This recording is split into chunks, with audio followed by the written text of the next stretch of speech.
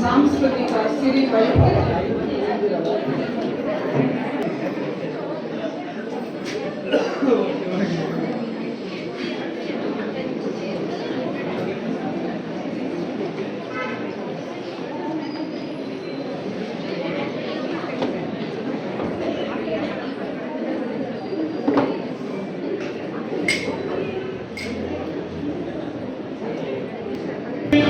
श्री कृष्ण देवराय महाराज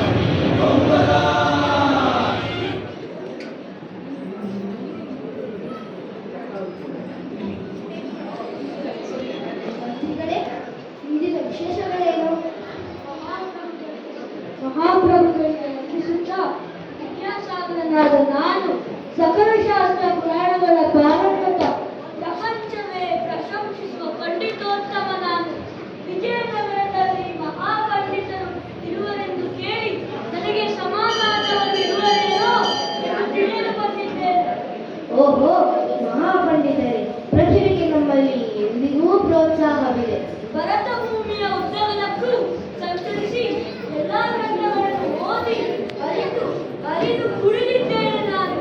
ಯಾವುದೇ ಗ್ರಂಥದ ಬಗ್ಗೆ ವಾದ ಮಾಡಲು ನಾನು ಸಿದ್ಧ. ಇದಕ್ಕೆ ನಮ್ಮ ಅನುಮತಿ ಇದೆ ಮಂತ್ರಿಗಳೇ. ಓಹೋ, ಇಷ್ಟೇನಾ ವಿಷಯ? ನಾನೇನೋ ಇದು ಇರಲಿ. ಪಂಡಿತರೇ, ಪ್ರಪಂಚದ ಅತ್ಯಮೂಲ್ಯವಾದ ಗ್ರಂಥವಿದು. ಯಾವುದೀ ಗ್ರಂಥ? ತಿಲಕಾಷ್ಟ ವೈಷಮಂದನ. ತಿಲಕಾಷ್ಟ ವೈಷಮಂದನ? ಈ ಗ್ರಂಥದ ಬಗ್ಗೆ ನಾನು ಕೇಳಿಲ್ಲವಲ್ಲ.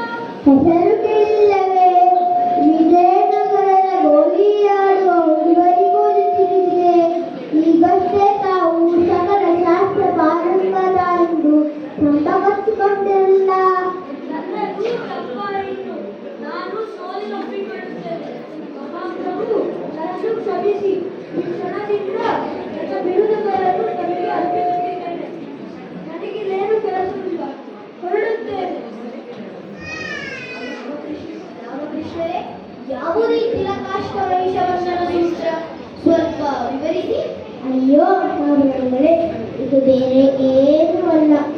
ತಿಲಕಾಷ್ಟ ಎಂದರೆ ಎಳ್ಳಿನ ಗಿಡದ ಕಡ್ಡಿಗಳು. ವೈಷಮಂದನ ಎಂದರೆ ಎಲೆಗಳನ್ನು ಕಟ್ಟಲು ಬಳಸುವ ಹಗ್ಗ. ಇವೆರಡನ್ನೂ ಸೇರಿಸಿದಾಗ ಅದೇ ತಿಲಕಾಷ್ಟ ವೈಷಮಂದನ. ಓಹೋ, ನೀವು ನಿಜವಾಗಿಯೂ ವಿಕಟಕವಿಗಳೇ. ಆ ಪಂಡಿತನ ಅಹಂಕಾರ ಮುರಿದಿರಲ್ಲ. ಭೇಷ್. ಮಂತ್ರಿಗಳೇ, ನಮ್ಮ ರಾಜ್ಯದಲ್ಲಿ ಮತ್ತೆಲ್ಲವೂ ಕ್ಷೇಮ ತಾನೆ?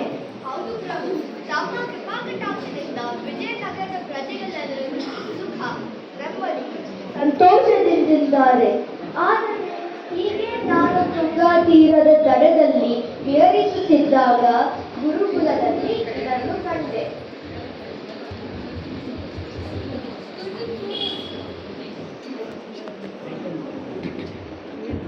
close. Surya Prakash.